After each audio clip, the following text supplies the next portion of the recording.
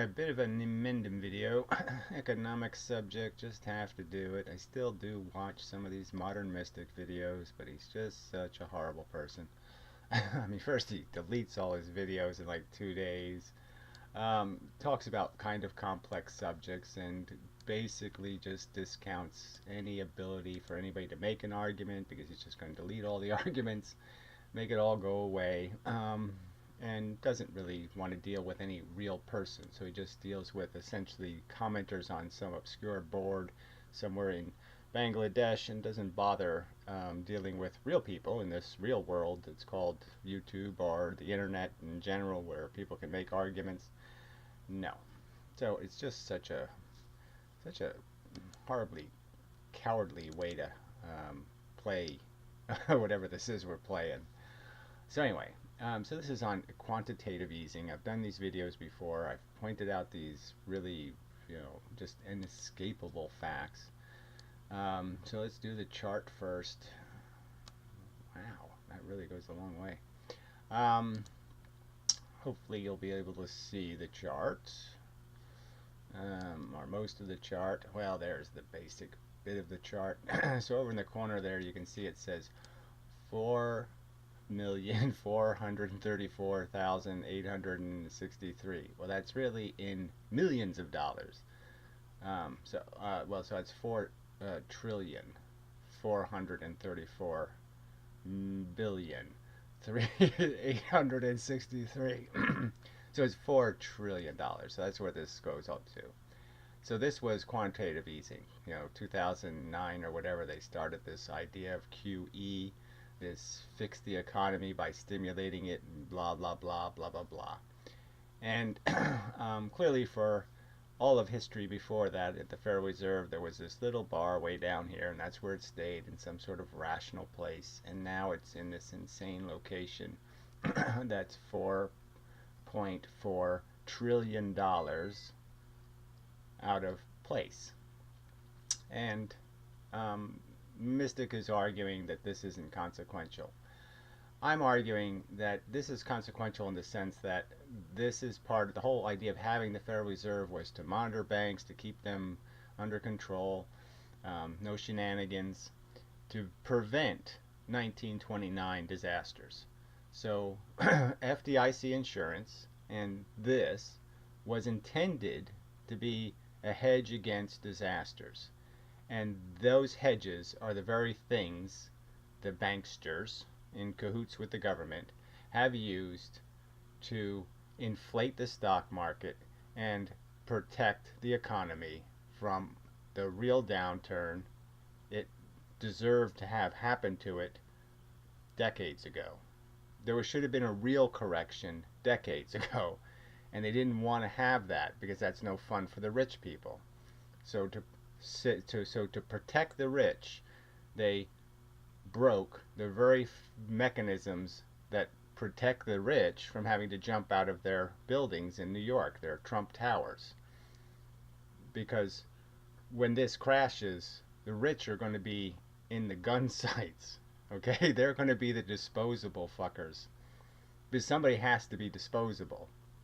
And so the idea will be, will we have hyperinflation, or will the federal government default on all of its debt? So those would be your two choices. Germany, after World War I, Germany, where a loaf of bread was $1 million, or we shoot the rich. Which one do you think we're going to choose this time? I'm going to argue that if there's any hope of an election at the right time, yeah, it's going to be a Roosevelt guy. He's going to be a guy who says the people matter, the rich don't matter. And yeah, the rich will be thrown overboard. We'll declare bankruptcy and we won't print the cash. Because printing the cash is death. So all of this that the Mystic says is irrelevant, $4.4 trillion, is cash that would have to be essentially immediately produced in a crisis. This is liabilities that the banks have in the sense that they've spent their notes, their checks have been cashed to buy stuff for the government. So instead of the government honestly buying stuff by getting a real bond loan, they've done this sneaky bit where they put the loan in here. So when people tell you there's $17 trillion in debt, this is 4 more trillion. This is real debt. It's not any kind of fake at all. It's as hard and as real as any debt the federal government has, because this is the immediate debt. Because this one has to be paid in the bankruptcy court. See, all the banks that hold this money, they have the liabilities for what was bought here. And they have a right in the crisis to say, that's my money. Now, see, in the past I've asked the mystic, well, why is this money in these accounts for now going on 10 years? Why would the banks leave $4.4 trillion of equity, money they could invest in the stock market? Why would they leave it in here? Why, if you saw the stock market just zooming up and you had 20,000 bucks in a stupid CD making 1.2%, and you said, well, it really does look like good times are here to stay, and you could get 10% for your money, well, why would you leave it in here? That's right, there is no reason. The reason why it's staying in here is because the government and the banks both know this money can't be spent, because the only way money gets out of this account, this 4.84 trillion, the only way money gets out of this account is in the form of cash. Government can't write a check. So when the banks need money, the government can't give them a check. You go ahead, cash this government check for cash or something. They can't do that. They have to go to the Treasury and give them actual cash. The government has no checking account. It has no ability to give you a check. It has to give you cash. That's the only way this money leaves these accounts, is in the form of cash. And as I pointed out, there's only $1.9 trillion of cash in the entire globe of American U.S. currency on the earth. On the face of the earth, that's all there is. Just 1.9 trillion. A pretty small amount considering what considering all the checks that have been written on that little bit of money. All the other checks that say you're entitled to a piece of that money. And so this is $4.4 trillion. So obviously we'd have to quadruple or quadruple the amount of actual cash in the economy to pay just this off. Okay, the rest of the debt we don't have to worry about immediately because it's in the form of 2 or 3 or 5 or 10-year bonds. But this debt, this one comes to roost right away because nobody can get paid what they're owed by the banks. The banks can't go into bankruptcy and the accounts can't be resolved. This is the biggest creditor the banks have. This is the creditor has to pay. And the government can't pay it. It would have to print cash to pay it. To keep the bank from going bankruptcy, it would have to print the cash. So it's just so wrong. It's such a stupid lie to say this is anything else but a gigantic dam of inflation.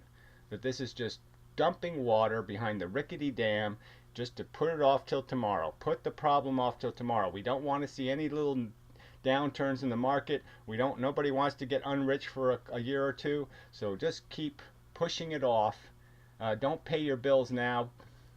Impose them on the future.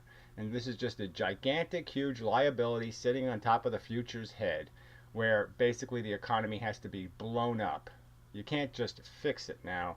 You have to blow it up because of this shenanigans. And as I pointed out, they did the same thing with FDIC insurance. So your $4.8 trillion here, FDIC insurance was used to probably guarantee $5 trillion in junk bonds. So that's $10 trillion worth of bankster crookery. Federal Reserve, federal government, Senate, the Congress, all these assholes played this game. The presidencies, they've all been in on this sucky shit game, okay, of hide the debt. And that's all they've done because it's bad for the stock market. So they got $10 trillion worth of extra liabilities above the $17 trillion in bonds we owe. They've got another $10 trillion sitting right here in those two accounts, FDIC insurance and in here, and that's immediate. So that's as soon as the crisis happens, another 2009 crisis, As soon as that crisis happens and the banks go squeak, squeak, squeak, squeak, we can't pay, we can't do it, we need our money. As soon as they start crying about how they're going to go bankrupt, this dam breaks and the cash flows. Obviously, the government can't pay the FDIC insurance. There's only $20 billion in the fund, and it's guaranteeing $5 trillion. It's not even close to being able to pay the bills. So, when the push comes to the shove, this is inflationary in an insane way. And like I said, the only way it's not inflationary is the government just declares bankruptcy, tells all the bondholders, fuck you, okay, sucker, you lose. Those are the two choices. There's no other choice. Insane $1 million loaf of bread, or you basically just shoot all the equity holders. All right. So now we'll play this video. Scroll, scroll, scroll, scroll, scroll. Where's the video? There's the video. All right. I could probably use more volume, but it's probably dangerous. But we'll go there. I don't know exactly if that'll be good or bad, but that's what you're going to get. They've come out and they've gone back in. The overall amount of tokens out there has not increased. They've changed. Okay. They've changed the... So he doesn't make a distinction between the cash money, okay, the government's really the real money, the cash, and all the checks written by every institution in the universe. So any worldwide bank, Bank of Bangkok, Bank of Bangladesh, Bank of whatever, shithole. Yeah, I think that's an official country now, shithole. Bank of shithole. All of those checks are just the same thing as an American dollar bill in the mystic's mind. It's all one economy and you can't make a distinction. And the distinction is no. Checks, like it's the difference between a bond and cash. You know the difference. One's a promise that maybe sometime in the future you'll own this money.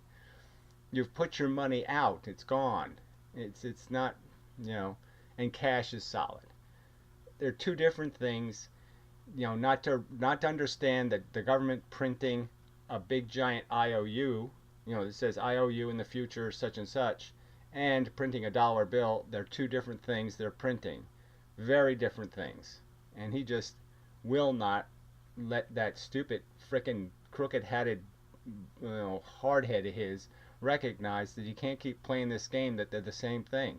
If you had the two machines, one that printed a thing called an IOU with your signature on it that made you liable, and a machine that produced money, counterfeit dollars, you're telling me you can't tell which one you'd rather push the button on?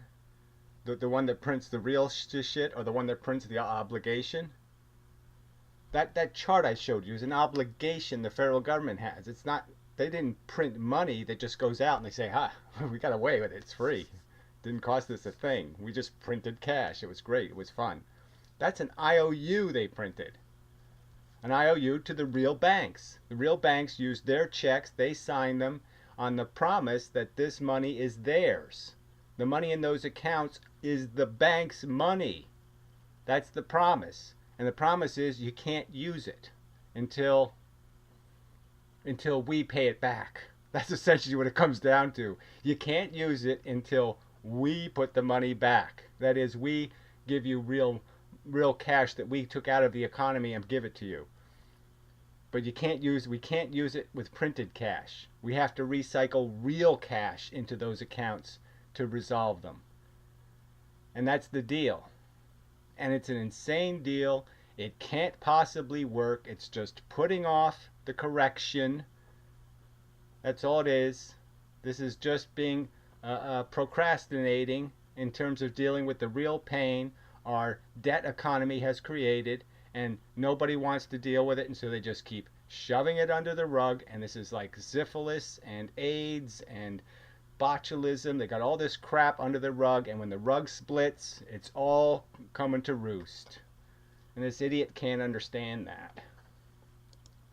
I'm calling him an idiot just because he's just so obnoxious in the sense he just keeps pretending, look, I'm making these totally valid arguments and nobody makes a counter argument. Because you're hiding from them. chicken. Type of token that's out there, but they have not changed the amount. So again, he keeps saying the type of token, as if there's no difference between the check from the government called shithole, you know, whatever, and a U.S. dollar. Big difference. If, should we go with that? Doesn't matter. That's the first thing to understand. It's crucial to understand. And it took.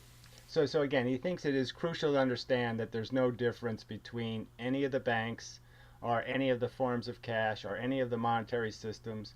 So, you know, it doesn't matter whether like a country like Venezuela is just pumping the money out of their check, out of the printer presses. That dollar is just as good as an American dollar by any rational standard. No, by any rational standard, everybody knows that dollar's a piece of shit in a year, and our dollars are going to be still valid in a year. Has taken people years to not understand it. They think it's some sort of mumbo jumbo magic that it must be wrong in some way. Well, it's just wrong to think an IOU is the same as golden eggs. Okay, to have a goose that laid IOUs, IOUs that say you owe $1,000. Here's my signature. I owe you $1,000. So I have a goose that lays debt slips that make me have to pay in the future, or I have a goose that lays the golden eggs, and it's just real gold, and I'm rich. Those two things are the same thing. He says no rational person could see the difference between one or the other. One goose isn't worth $1 billion, and the other goose is worth absolutely nothing. But it's not. It's the amount of token buying power, because you buy in the outside world, outside the castle, you buy with tokens. Yeah, again, this has nothing to do with buying power or any of this crap. It has to do with shoveling money into the stock market. It has to do with the fact that if equity prices are going down, the way you make them go up is to buy crap off the market. And bonds are part of the market. So if you buy $5 trillion worth of bonds off the market, it means the people who held those bonds now have $5 trillion in cash, and they're going to invest it in corn, or they're going to invest it in IBM, or they're going to invest it in Google. They're going to invest it and boost the stock market. That's how this debt just is shoveled right into the stock market. When they bought the junk bonds, that's all they did. They took stuff that was going to make the stock market crash, and they reclamated it back into real stuff that it was worth real money. So instead of people losing their money and not being able to spend it in the stock market, they basically just restored it as value in the market. I mean, it's just this is just to benefit the stockholders. The amount of buying power has not gone up at all. That's the important thing. Okay, we'll go. Yeah, yes, exactly. Yes, the amount of buying power for the average citizens, this is completely irrelevant. This just means the rich get richer. That's all this means. This doesn't have anything to do with the poor or the middle class, except that their dollars get weaker because the rich have more claims on them. Okay, the amount of pie that the rich people said is their part of that $1.9 trillion in cash, they can now say a bigger part of that is ours because the stock market went up. They hold the IOUs that with your name on them. And all of those, that $5 trillion in that FDIC account has all of our names on it. We'll go into the castle. All the riders get their bags, go up to the big counting room. Okay, so now he goes into this, he has this stupid metaphor where they collect the money and they're just going to give you a transfer, cash for your stupid garbage. But they don't give you cash, they give you a stupid check, a bank check. So his whole analogy is bullshit. The Federal Reserve is the banker's bank, yes. And it was for a purpose, as I showed you with the line. For decades, its purpose was a simple purpose. It allowed Bank A to pay Bank B, in a simple electronic way, just in the back door. So if all the checks that went out from Citibank were cashed somewhere else, all those got cashed by another bank. Those books were done in the Federal Reserve. So the accounts of Citibank could be balanced against whatever Hedge Norton and Bank of Shithole, and all of that could just be balanced out, and everybody could figure out whether they're in debt or in surplus. But that's all the accounts were for. That's why there was no money in them, because it was really the bankers' money. It was the bankers' money in those accounts. It was never the federal government's money in those accounts. Now it's all the federal government's money in those accounts, in the sense it's all the federal government's debt. It's their IOUs. And if they get cashed into cash money. They don't get cashed into some fake little token. They get cashed by the printing press going chung-chung, chung-chung, chung-chung, chung-chung, and printing real fucking money.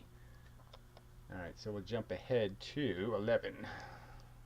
It's where he gets really, really stupid again. Uses the big bank's money, takes that money and pays it to the big bank. And then the big bank, because it's now profit, gives it back to the government, who has the bank account with. He has this idea that these bonds that we bought are bonds still paying, and they don't pay anymore once they're bought off the market, in a sense that the government's paying itself, so it's totally irrelevant.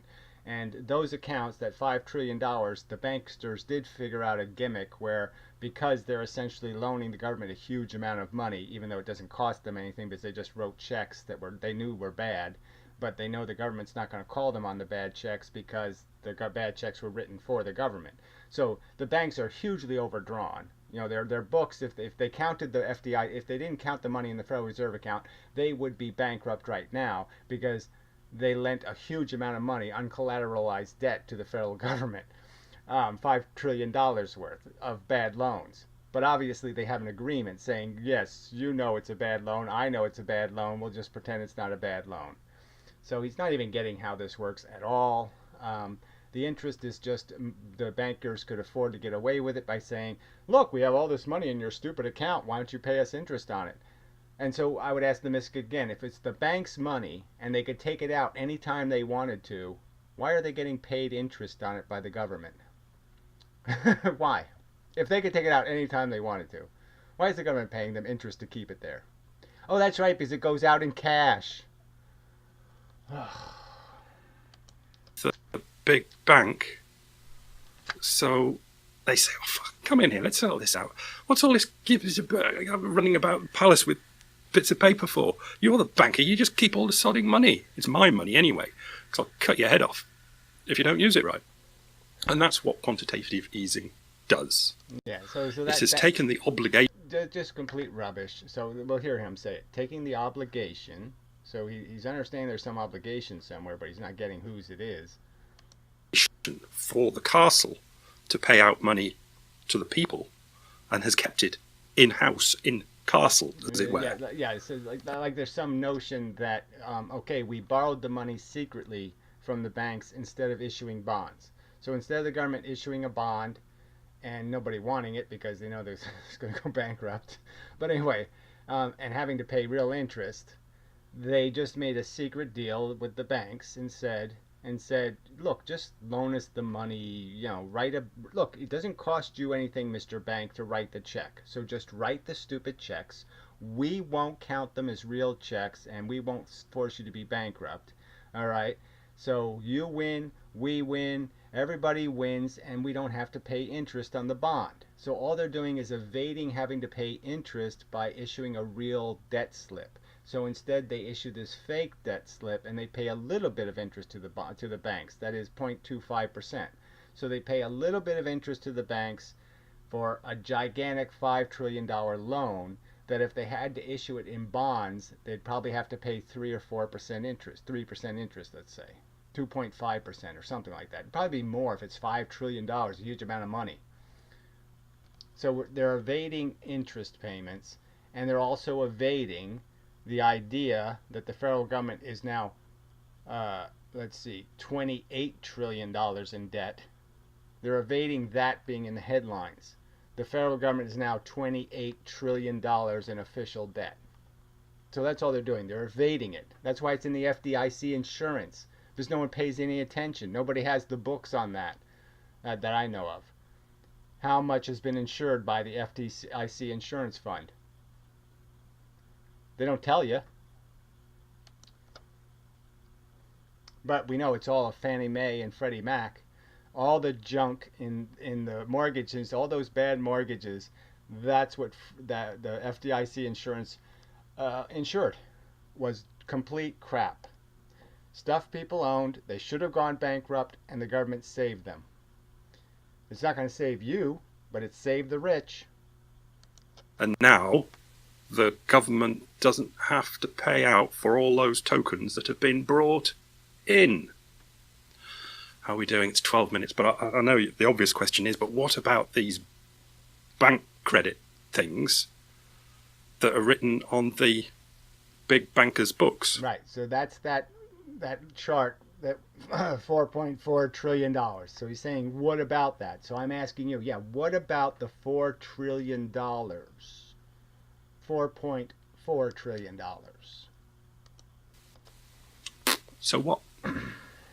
Nobody can spend them, not in the outside world. Okay, so he thinks that that money in that account can't be spent, when of course it can when it's converted into cash, the way it goes in and the way it goes out. It has to go in as cash, it has to leave as cash. That's the Federal Reserve account. There's no checks in the Federal Reserve account. It's just cash that moves between the banks. It's not any kind of check. It's cash.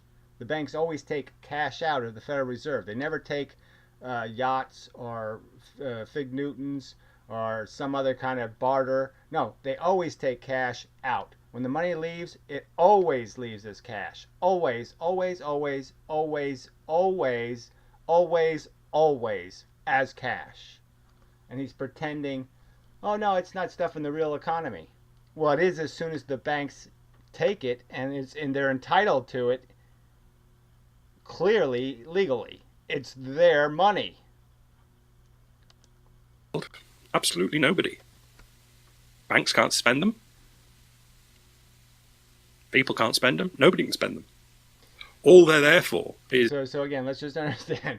The banks spent them for decades. They pulled the money out of the Federal Reserve accounts all the time. They put money in, all the I've said this before, but all the tattered and crappy cash that the banks take in, all the torn stuff, they put it in the Federal Reserve account. They send it to the Federal Reserve, and the new cash in replacement for the broken cash is put in their Federal Reserve accounts. That's exactly how the Federal Reserve accounts were fed.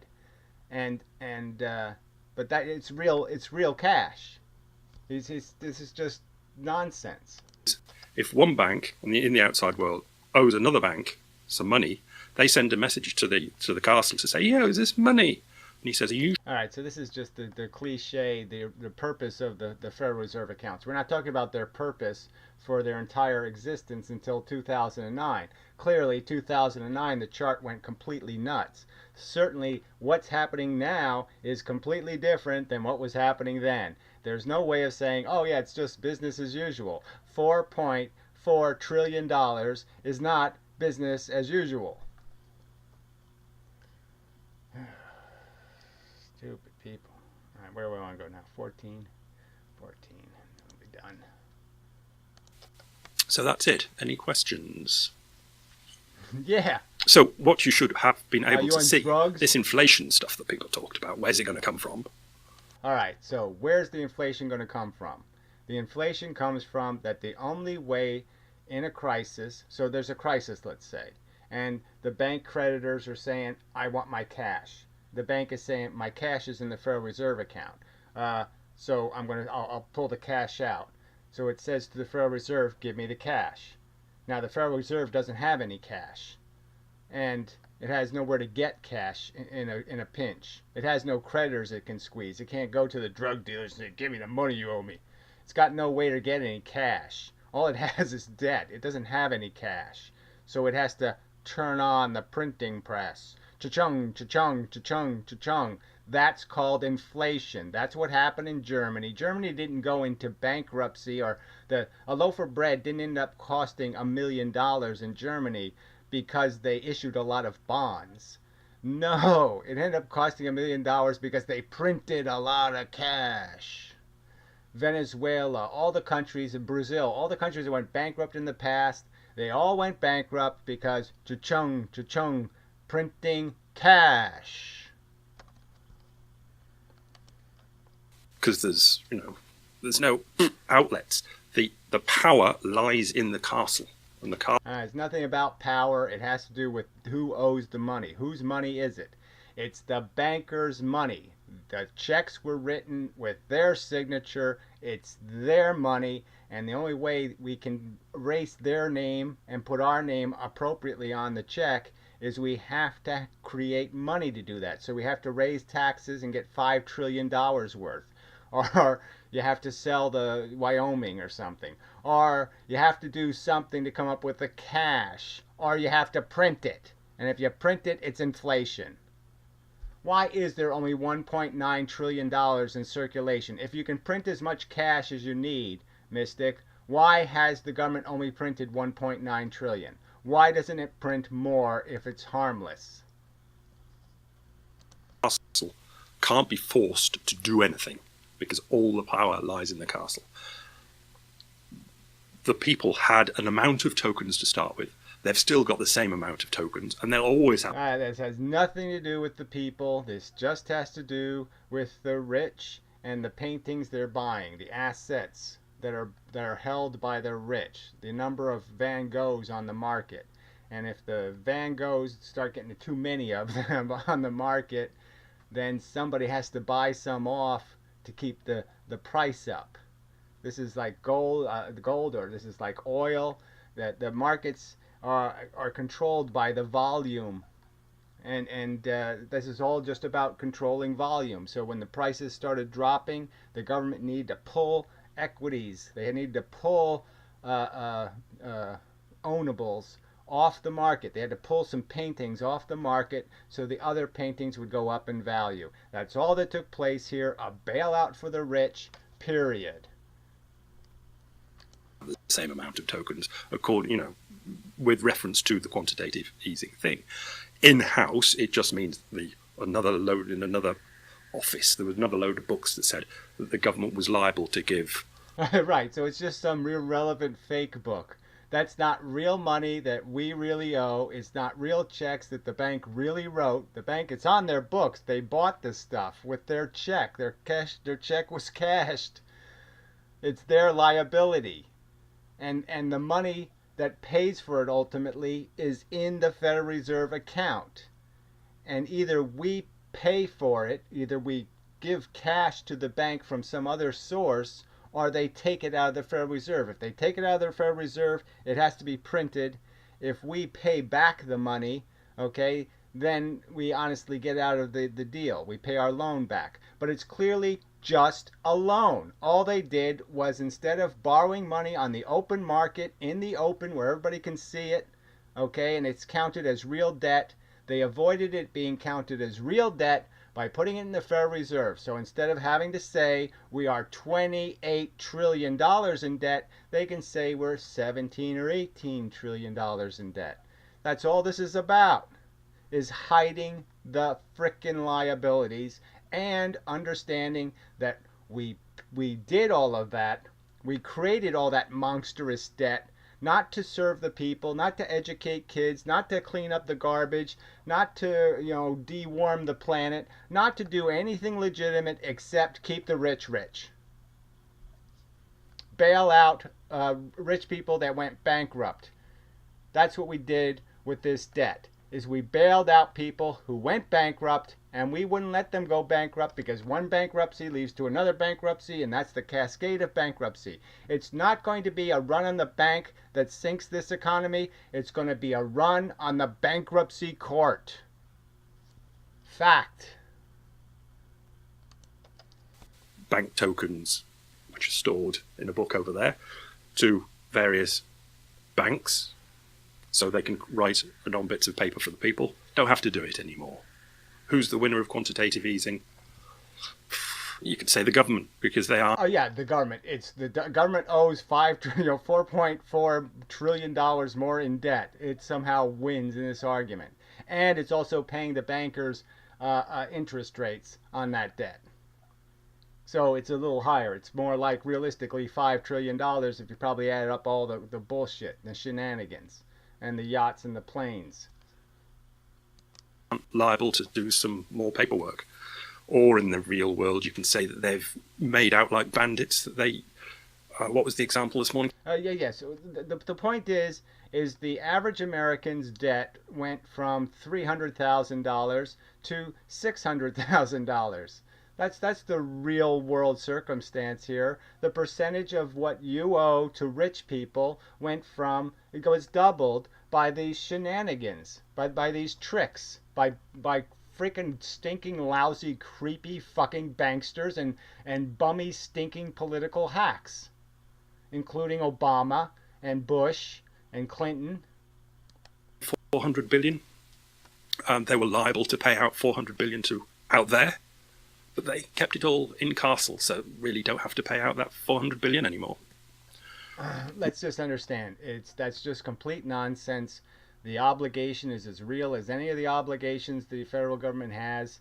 The money was spent into the economy. There's all kinds of people that are holding the checks, so to speak, of the bank who issued it. Those obligations are real and in the economy, and somebody has to pay those people for those bad checks. Which is good, obviously, because the government does do a lot for. He's a benevolent, that word anyway, a nice monarch. And he's good to the people and does lots of good things and spends a lot of money. And that's now for. Oh, so let's just understand, none of this $10 trillion, the money in the FDIC insurance fund and the money in the Federal Reserve accounts, none of that money was spent on a single welfare program or any good deed done or any decent thing at all. All it was done to do was to keep the rich rich. Period. Save their bankrupt market. They saved them from their comeuncance.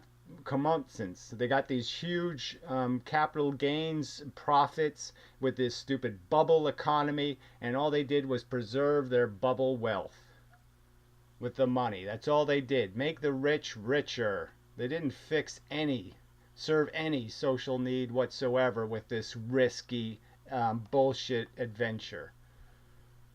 These liabilities. So you tax the regular citizen and you give it to the rich. And that's all that's going on here. It's just like Trump's idiotic tax plan where the rich pay 20% and the working man pays 40%. It's just complete crap. A complete sham. You know, the wool has been pulled over the average dumbass's eyes. And this asshole helps. I'm just, can I help? Can I help fool you into thinking there's no harm, no foul? Rich get richer and the poor suckers don't know any better. Yeah, fuck you. Choke on a pancake. Or the French, a crepe of some kind. A crapé. You fuck. All right. Yeah, it is pitiful. I mean, he pointed out in the beginning of the video that nobody gets anything right on this subject. There's one commenter actually kind of figured out these are reserve accounts, and at least he got that part right. But it is amazing. Nobody, no economist, none of them explain this correctly. Nobody explains what took place here, except me. Shit. And it's so obvious. I mean, I'm just saying, look at the reserve account. You can see the chart. Let me show you the chart again. I mean, fuck, it's just so fucking obvious. I don't even know. You shouldn't even have to make an argument.